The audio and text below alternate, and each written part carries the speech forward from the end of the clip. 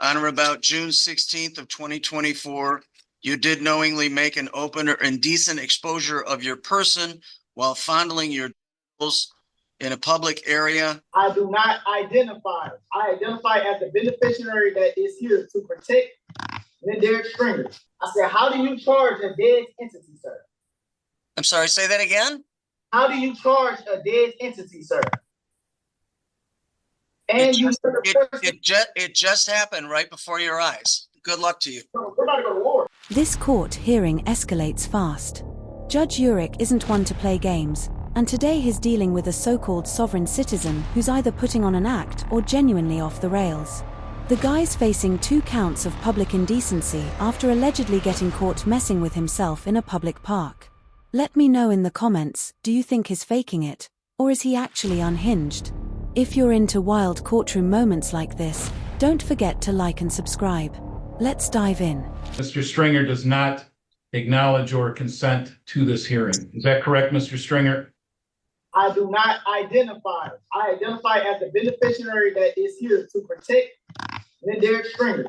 Very well, Mr. Stringer. The court is going to read the charge into the record since the formal reading is not waived. Mr. Stringer, on or about June 16th of 2024, you did knowingly make an open or indecent exposure of your person while fondling your genitals in a public area, contrary to the statute so made and provided at Michigan Compiled Law 750.335A, subparent 2, subparent B.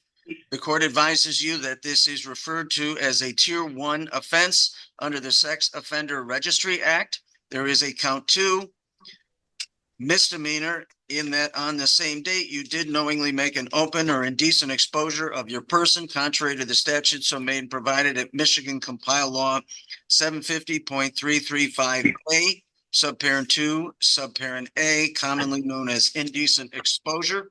Sir, excuse me, sir. You have not talked to my beneficiary yet. You have not talked to the person who owns the estate yet. Mr. Angot, the court is making a notation of court-appointed counsel to run through the IDSO office, and that new counsel, as appointed by Mr. Mena, can make whatever judgments they wish to make and make any motions they wish to make at Mr. Stringer's first probable cause conference. Mr. Stringer, this matter is now being set for a probable cause conference. That will be on a new date.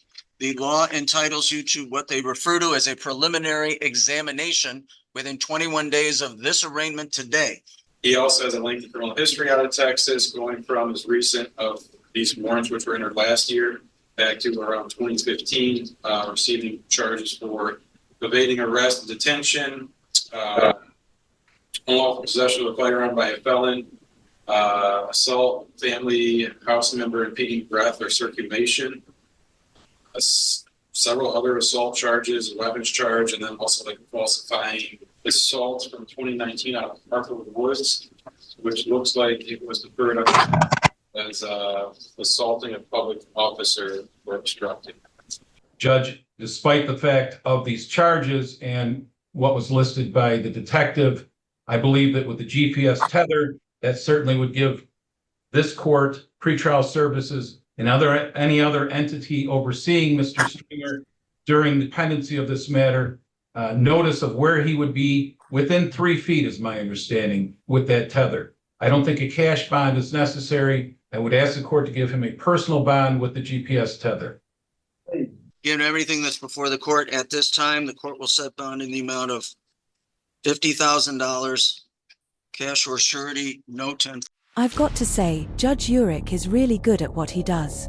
I've seen other judges try to deal with these sovereign citizen types, and most either lose their patience or waste a ton of time. But Judge Urich, he shuts that nonsense down fast. The way he calls out the contradictions in their arguments is honestly low-key hilarious. He's sharp, subtle, and completely in control. And that $50,000 bond? Solid call. This guy already has multiple felony charges and is still pretty young. He definitely doesn't need to be back on the streets right now. Hopefully, he gets it together at some point. But honestly, I can't tell if he's dealing with real mental health issues or just putting on an act. What do you guys think?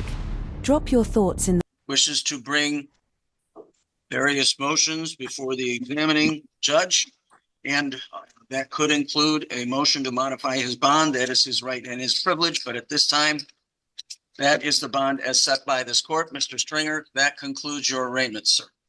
Sir, so I can't get out on a personal bond? That's correct, Mr. Stringer. You cannot get out on a personal bond. 50,000 cash or surety with the appropriate conditions that were already listed by the court. That completes your arraignment, sir. Sir, so what is going on with the, what is going on? Right? I'm sorry, sir? I'm being charged. I'm being charged with entity that is. Can you please move up so the court could hear you? I said, how do you charge a dead entity, sir? I'm sorry, say that again? How do you charge a dead entity, sir? And It just happened right before your eyes. The court has jurisdiction over you, sir.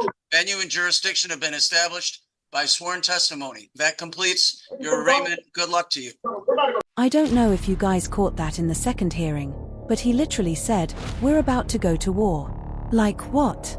That has to be one of the dumbest things I've ever heard someone say to a judge. If I were on the bench, I'd have hit him with a contempt charge on the spot. Now we're jumping into his second hearing, this time in front of a different judge who does not hold back.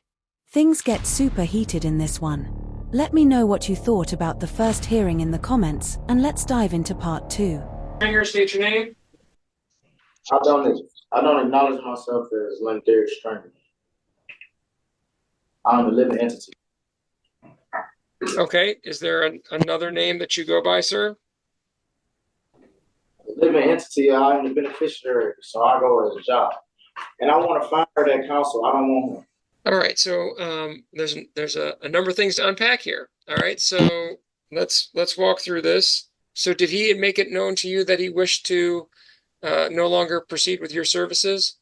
Judge, we discussed the case fully, and I had a lengthy phone call with one of his relatives, and it was my intention to ask the court to refer this to the Forensic Center for a competency evaluation.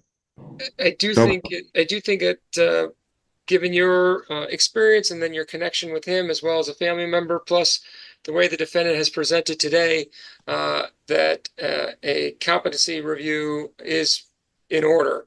And so I'm happy to move forward with that. So Mr. Stringer, there is, just so you understand, there has been some preliminary information that suggests that you may not be competent to proceed at this particular time. Whether that's a correct assertion is basically a decision that can only be made after an investigation is done to determine whether or not you can, that you understand the nature of the proceedings, that you can assist your attorney. We need to find those things out. And so, Ms. Mott-Lewis, can you prepare an order? Do you guys think the judge made the right call by ordering a competency review for this defendant? If you didn't know, when a defendant tries to fire their defense attorney, it can cause major issues, especially if they're mentally incompetent. Without a lawyer, they can't properly defend themselves, and the whole case can fall apart. This guy clearly thinks he's some kind of genius, but let's be real, it's pretty obvious there are serious mental health issues at play. And that just slows everything down and puts the entire trial at risk. It can even violate his right to a fair trial, which could lead to all the charges getting tossed. Plus, if he doesn't even understand the charges or how court works, it's like trying to play chess without knowing the rules. Total chaos. Alright, let's jump back into it. To consider that request until I can determine whether or not he's competent. If I would remove Mr. Sanutko off the file, if I would remove him off the file based on a request made by a person who's later determined to be incompetent, I think that would be a real issue. And so at this point in time, I'm going to grant the request. What labels me Evaluation. What labels me incompetent? My intelligence, because I have a high IQ? No.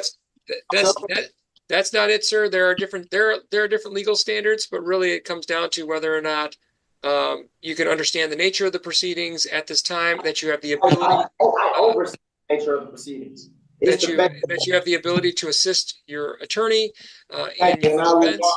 To withdraw, sir. I do not want my legal counsel. Actually, he did not reach out to the person that my relative told him to reach out to my father, and he didn't do that. My father was going to tell him that we wanted him to withdraw. He did not reach out to my father. He only reached out to Stephen Taylor. Stephen Taylor gave him my father's number, and he did not do that. So I would like him to withdraw from my case, sir. I have no. So he isn't competent enough for me, honestly. I'm almost certain this competency review is going to come back showing this guy is mentally ill. I mean, just look at his record. He's racked up so many felonies, and it really feels like it's just going to keep happening. Don't get me wrong, I'm all for giving people second chances, but this dude's burned through an entire stack of them. Honestly, I still can't tell if he's genuinely mentally ill or just pulling the typical sovereign citizen routine, acting like the law doesn't apply to him. But the fact that he was literally caught messing with himself in public, that kind of pushes me toward thinking there's something seriously off. What do you guys think? Did the judges in this case handle it the right way? Personally, I think they did everything they could. Maybe if one of them had hit him with a contempt charge, it might have snapped him out of it, but who knows? Let me know your thoughts in the comments, and if you're into wild courtroom content like this, don't forget to like and subscribe. Thanks so much for watching, take care and stay tuned.